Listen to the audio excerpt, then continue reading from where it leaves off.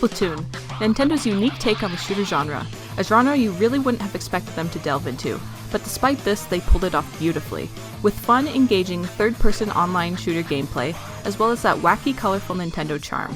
Splatoon is a mishmash of culture, music, and style, chaotic, loud, and in your face, but still manages to flow in a coherent way.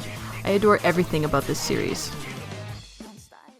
Splatoon 3 has recently been released, but I'm not actually going to talk about Splatoon 3. I'm actually going back to the game before it, Splatoon 2. Specifically, its paid downloadable content titled Octo Expansion.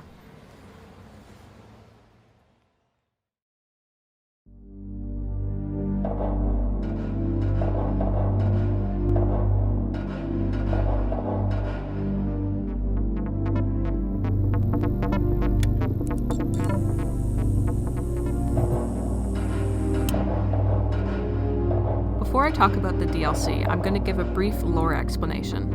In the mode you play as test subject number 10008, nicknamed Agent 8, you are an Octoling, the enemies to the Inklings. After losing a war around 100 years ago to the Inklings, the Octolings were forced to live underground. Blah blah blah. The Octarian military uses mind control to force their troops to fight and be loyal, etc., etc. This brings us to where we are now. Agent 8 has broken out of their mind control and has forgotten everything about themselves. You wake up in an underground subway system. You're told you have to complete a series of tests, and if you're successful, you'll be taken to the surface. Now that I have that out of the way, I'd like to talk about what makes this DLC work so well, and how it compares to others.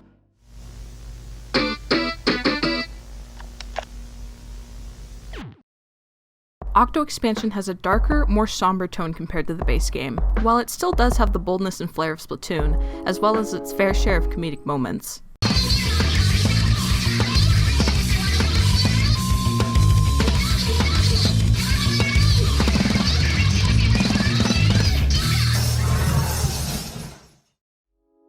It also has a lot more quiet, atmospheric moments. I think this works well with the themes presented in Octo Expansion, such as war, racism, and death. This really helps separate it from the base game.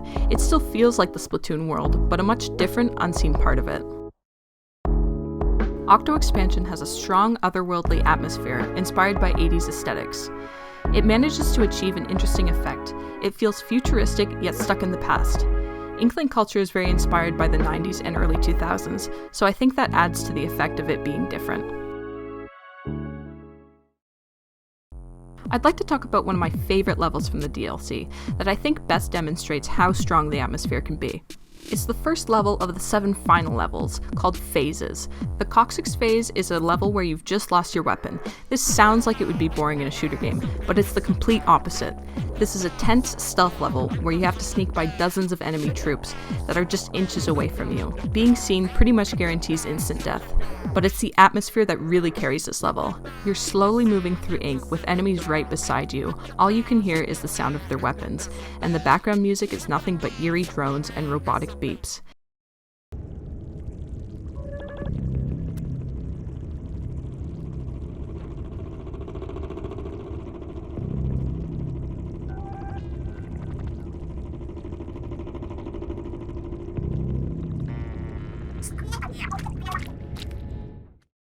This level has me holding my breath every time I play it, and I really wish there was more moments in this series like this.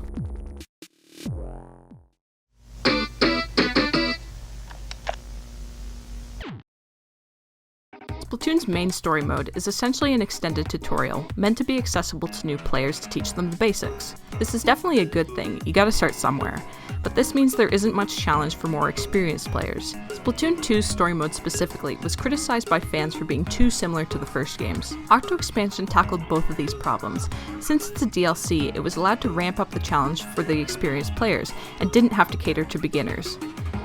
It's also very different from the story mode gameplay-wise. The levels aren't meant to be tutorials for the game, which means they were able to get a lot more creative with challenges. Plus, it has more levels than the first 2 games combined. The DLC also introduced an interesting high-risk, high-reward system that was later implemented into Splatoon 3's story mode because fans like the system so much. You have to spend points you've earned to enter levels. At the start of each level, you're given a choice of weapon. Choosing a more challenging weapon means more points earned for completing the level. This means levels are more tightly designed around those weapons, compared to the story mode's more loosely designed levels, where most can be completed with any of the weapons.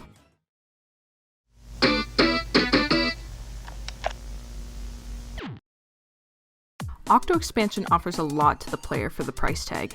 80 new levels, new gear, new music, and probably the most exciting thing, Octolings as playable characters.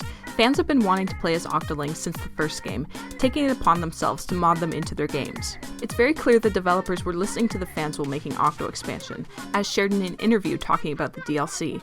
They even directed fans to the best places to give feedback in the interview. I feel like this is uncommon with big game studios. The DLC also had a ton of character development and lore that the fans have been curious about for some time. It's really cool to see how engaged the developers are with fans. This DLC clearly had a lot of love put into it and wasn't just a rushed cash grab.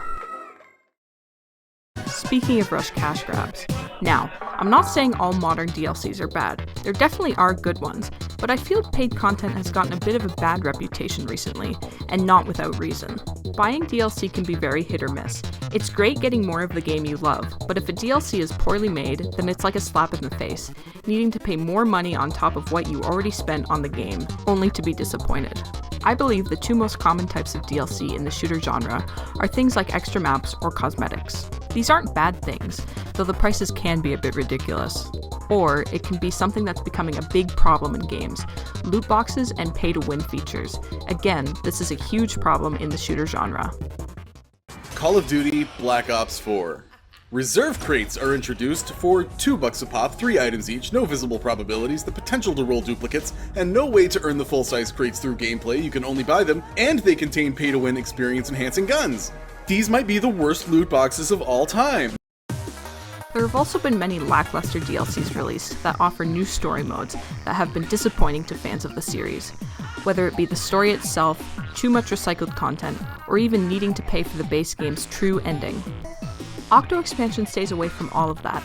That's why I believe Octo Expansion is one of the strongest DLCs there is, so I have high hopes for the Splatoon 3 DLC that has been announced.